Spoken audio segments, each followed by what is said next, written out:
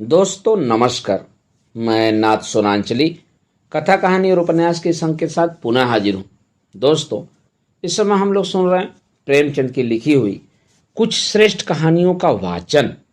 इस कड़ी में आज लीजिए सुनिए प्रेमचंद की लिखी हुई एक और कहानी शंखनाद का वाचन मेरे अर्थात नाथ सोनांचली के स्वर में। भानु चौधरी अपने गांव के मुखिया थे।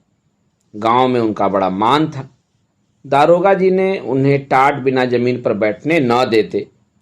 मुखिया साहब की ऐसी धाक बधी हुई थी कि उनकी मर्जी बिना गांव में एक पत्ता भी नहीं हिल सकता था। कोई घटना, चाहे वह सास बहू का विवाद हो, चाहे मेड़ या खेत का झगड़ा, चौधरी साहब के शासनाधिकार को पूर्ण रूप से सचेत करने के लिए काफी थी। वह तुरंत घटनास्थल पर जा पहुंचते। तहकीकात होने लगती। गवाह और सबूत के सिवा किसी अभियोग को सफलता सहित चलाने में जिन बातों की जरूरत होती है उन सब पर विचार होता और चौधरी जी के दरबार से फैसला हो जाता। किसी को अदालत जाने की जरूरत न पड़ी। हाँ, इस कष्ट के लिए चौधरी साहब कुछ फीस जरूर लेते थे। यदि किसी अवसर पर फीस मिलने में असुविधा के कारण उन्हें धीरज से काम लेना पड़ता तो गांव में आफत मच जाती थी, क्योंकि उनके धीरज और दारोगा जी के क्रोध में कोई घनिष्ठ संबंध था। सारांश यह कि चौधरी से उनके दोस्त दुश्मन सभी चौकन्ने रहते थे। चौधरी महाशय के 3 सुयोग्य पुत्र थे। बड़े लड़के वितान एक सुशिक्षित मनुष्य थे।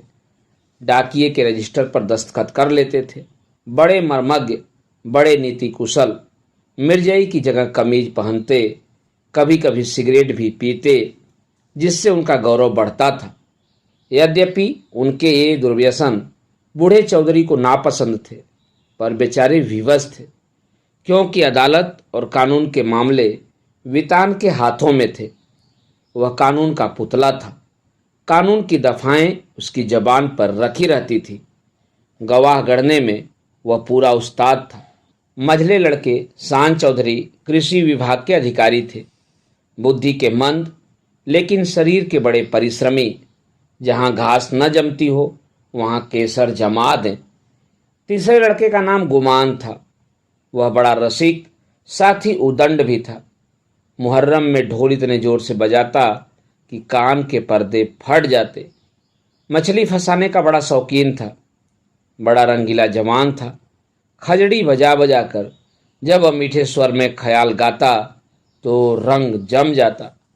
उसे दंगल का ऐसा शौक था कि कोसों तक धावा मारता, पर घरवाले कुछ ऐसे शुष्क थे कि उसके इस व्यसनों से तनिक भी सहानुभूति न रखते थे।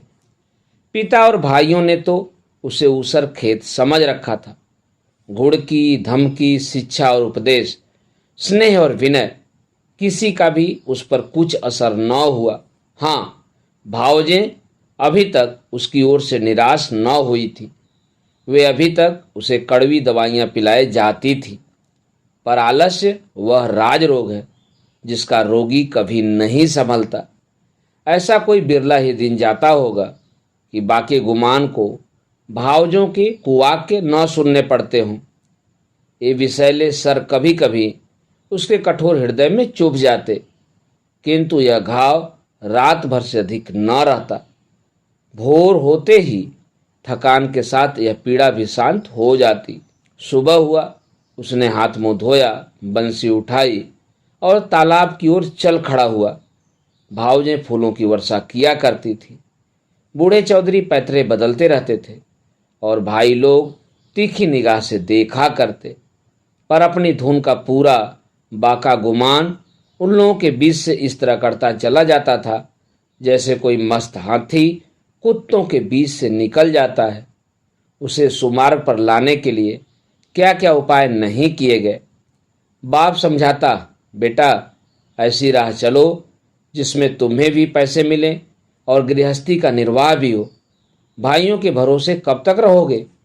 मैं पका आम हूँ, आज टपक पड़ा या कल, फिर तुम्हारा निवाह कैसे होगा? भाई बात भी ना पूछेंगे। भावजों का रंग देख रहे हो, तुम्हारे भी लड़के बाले हैं। उनका भार कैसे संभालोगे? खेती में जी न लगे, कहो कांस्टेबली में भर्ती करा दो। बाका गुमान खड़ा खड़ा यह सब सुनता, लेकिन पत्थर का देवता था, कभी न पसीजता। इन महाशय के अत्याचार का दंड उनकी स्त्री बेचारी को भोगना पड़ता था। घर में मेहनत के जितने काम होते हैं वे उसी के सिर थोपे जाते। उपले पाथती, कुएं से पानी लाती, आटा पीसती, और तिस पर भी जेठानियां सीधे मुंह बात न करती, वाक के बाड़ों से छेदा करती। एक बार जब वह पति से कई दिन रूठी रही तो बाके गुमान कुछ नर्म हुए। बाप से जाकर बोले, मुझे कोई दुकान खुलवा दीजिए। चौधरी ने परमात्मा को धन्यवाद दिया। फूले न समाये, कोई 100 रुपया लगाकर कपड़े की दुकान खुलवा दी। गुमान के भाग जागे। तंजेब की चुन्नड़दार कुर्ते बनवाए, मलमल का साफा धानी रंग में रंगवाया।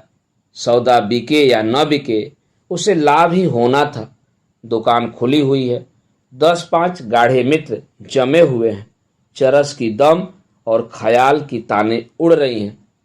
चल झटपट री, जमुना तट री, खड़ो नटखट री। इस तरह 3 महीने चैन से कटे। बाकी गुमान ने खूब दिल खोल कर अरमान निकाले, यहाँ तक कि सारी लागत लाभ हो गई। टाट के टुकड़े के सिवा और कुछ न बचा। बूढ़े चौधरी कुएं में गिरने चले। भावजों ने घोर आंदोलन चलाया। अरे राम, हमारे बच्चे और हम चिथड़ों को तरसें, गाढ़े का एक कुर्ता भी नसीब न हो, और इतनी बड़ी दुकान इस नखट्टू का कफन बन गई। अब कौन मुंह दिखाएगा? कौन मुंह लेकर घर में पैर रखेगा? किंतु बाकी गुमान के तेवर जरा भी मैले न हुए। वही मुंह लिए वह फिर आया और फिर वही पुरानी चाल चलने लगा। कानून दा वितान उनके ये ठाट बाट देख कर जल जाता। मैं सारे दिन पसीना बहाऊं, मुझे नैन सुख का कुर्ता भी न मिले। यह अपाहिज सारे दिन चारपाई तोड़े और यूं बन ठन कर निकले। ऐसे वस्त्र तो शायद मुझे अपने ब्याह में भी न मिले होंगे। मीठे शान के हृदय में भी कुछ ऐसे ही विचार उठते थे। अंत में यह जलन न सही गई और अग्नि भड़की तो एक दिन कानून दावितान की पत्नी गुमान के सारे कपड़े उठा लाई और उन पर मिट्टी का तेल उड़ेल कर आग लगा दिया। ज्वाला उठी, सारे कपड़े देखते देखते जलकर राख हो गए। गुमान रोते थे, दोनों भाई खड़े तमाशा देखते थे। बूढ़े चौधरी ने यह दृश्य देखा और सिर पीट लिया। यह द्वेषाग्नि है, घर को जलाकर बूझेगी।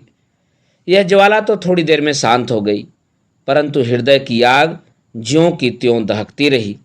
अंत में एक दिन बूढ़े चौधरी ने घर के सब मेंबरों को एकत्र किया और इस गूढ़ विषय पर विचार करने लगे कि बेड़ा कैसे पार हो। बितान से बोले, बेटा, तुमने आज देखा कि बात की बात में सैकड़ों रुपयों पर पानी फिर गया। अब इस तरह निर्वाह होना असंभव है। तुम समझदार हो, मुकदमे मामले करते हो, ऐसी राह निकालो कि घर डूबने से बचे। मैं तो यह चाहता था कि जब तक चोला रहे सबको समेटे रहूं, मगर भगवान के मन में कुछ और ही है। बितान की नीति कुशलता अपनी चतुर सहगामिनी के सामने लुप्त हो जाती थी। वह अभी उसका उत्तर सोच ही रहे थे कि श्रीमती जी बोल उठी, दादाजी, अब समझाने बुझाने से काम न चलेगा। सहते सहते हमारा कलेजा पक गया। बेटे की जितनी पीर बाप को होगी, भाइयों को उतनी क्या, उसकी आधी भी नहीं हो सकती। मैं तो साफ कहती हूँ, गुमान का तुम्हारी कमाई में हक है। उन्हें कंचन के कौर खिलाओ और चांदी के हिंडोले में झुलाओ। हम में न इतना बूता है न इतना कलेजा। हम अपनी झोपड़ी अलग बना लेंगे। हाँ, जो कुछ हमारा हो वो हमको मिलना चाहिए। बाट बखरा कर दीजिए, बला से 4 आदमी हंसेंगे। अब कहाँ तक दुनिया की लाज ढोवें। नीतिज्ञ बीतान पर इस प्रबल वक्तृता का जो असर हुआ वह उनके विकसित और प्रमुदित चेहरे से झलक रहा था।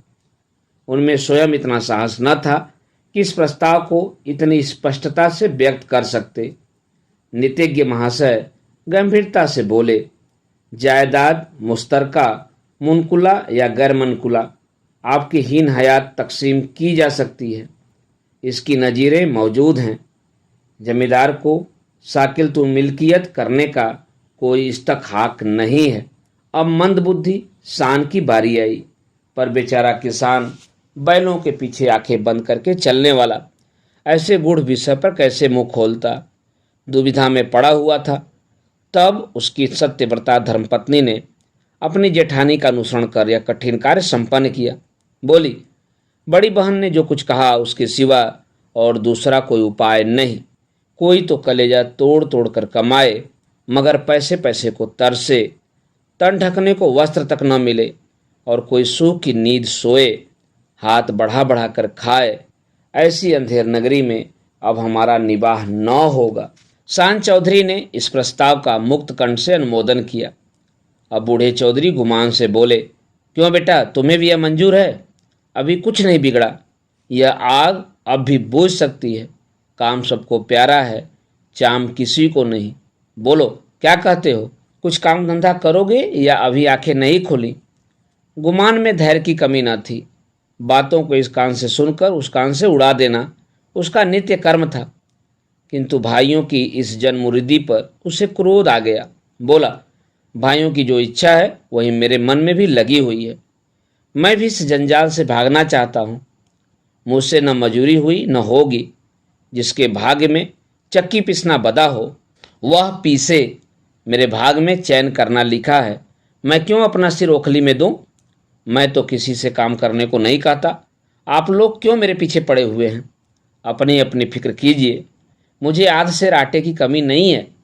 इस तरह की सभाएं कितनी ही बार हो चुकी थीं, परंतु इस देश की सामाजिक और राजनीतिक सभाओं की तरह इसमें भी कोई प्रयोजन सिद्ध नहीं होता था।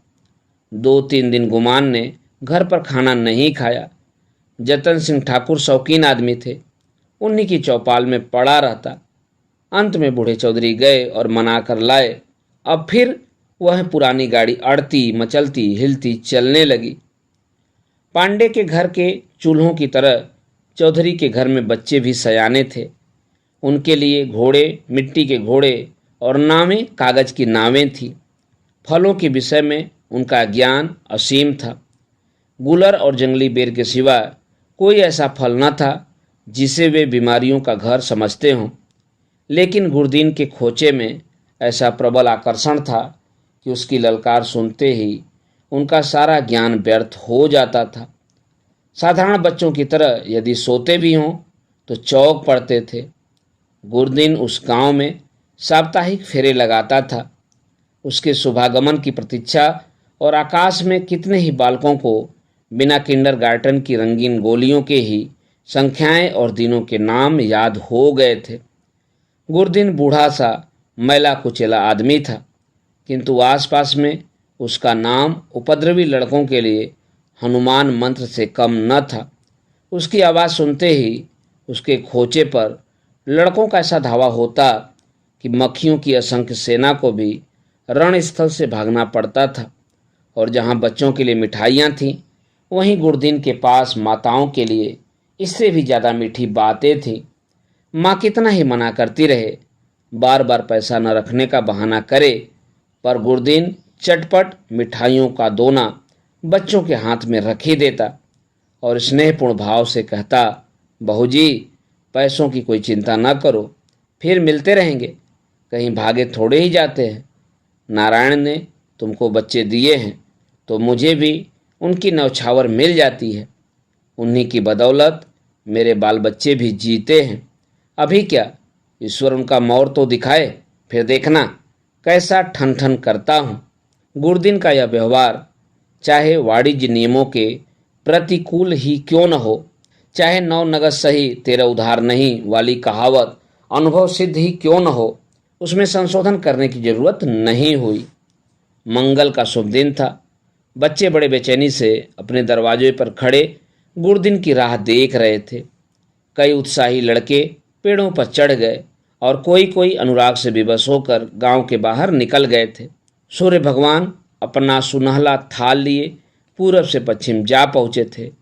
इतने में ही गुरदीन आता हुआ दिखाई दिया।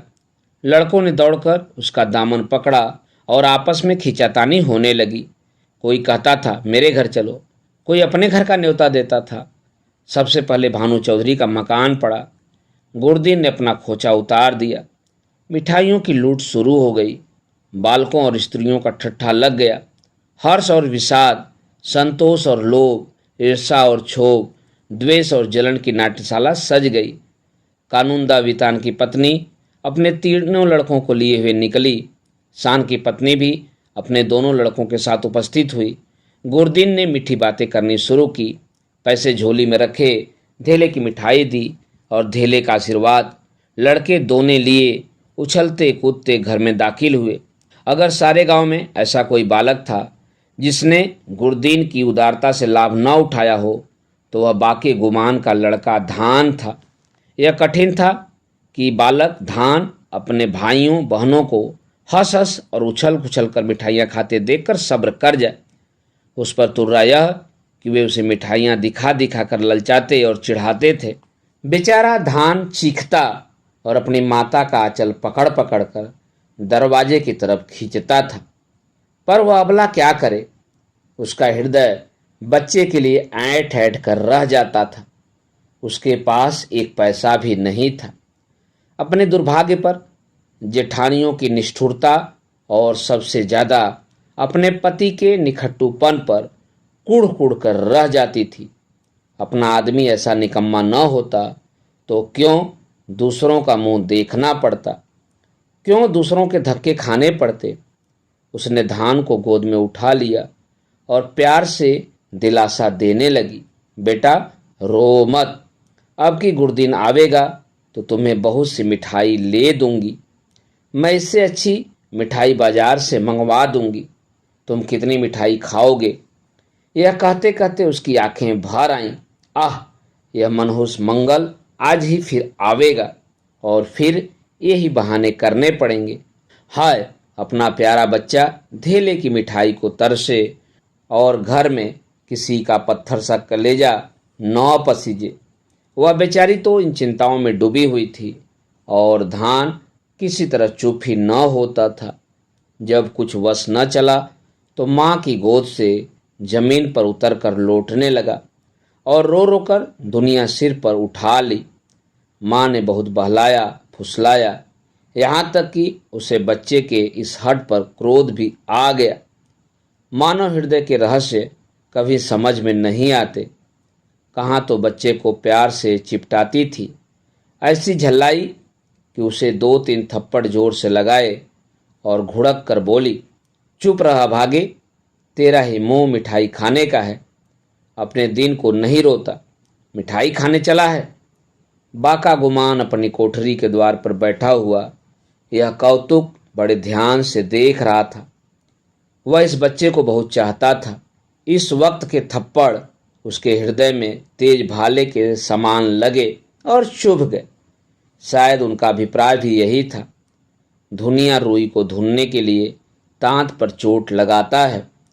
जिस तरह पत्थर और पानी में आग छिपी रहती है, उसी तरह मनुष्य के हृदय में भी, चाहे वह कैसा ही क्रूर और कठोर क्यों न हो, उत्कृष्ट और कोमल भाव छिपे रहते हैं। गुमान की आंखें भर आईं। आंसू की बूंदें बहुधा हमारे हृदय को उज्जवल कर देती हैं। गुमान सचेत हो गया। उसने जाकर बच्चे को गोद में उठा लिया और अपनी पत्नी से करुणोत्पादक स्वर में बोला, बच्चे पर इतना क्रोध क्यों करती हो? तुम्हारा दोषी मैं हूं। मुझको जो दंड चाहो दो। परमात्मा ने चाहा तो कल से लोग इस घर में मेरा और मेरे बाल बच्चों का भी आदर करेंगे। तुमने आज मुझे सदा के लिए जगा दिया, मानो मेरे कानों में शंखनाद कर मुझे कर्म पथ में प्रवेश का उपदेश दिया हो। दोस्तों, अभी आप सुन रहे थे प्रेमचंद की लिखी हुई कहानी शंखनाद का वाचन मेरे अर्थात नाथ सोनांचली के स्वर में। दोस्तों, और भी किस्से कहानी और उपन्यास सुनने के लिए आप मेरे साथ कथा कहानी और उपन्यास के साथ जुड़े रहें। धन्यवाद। नमस्कार।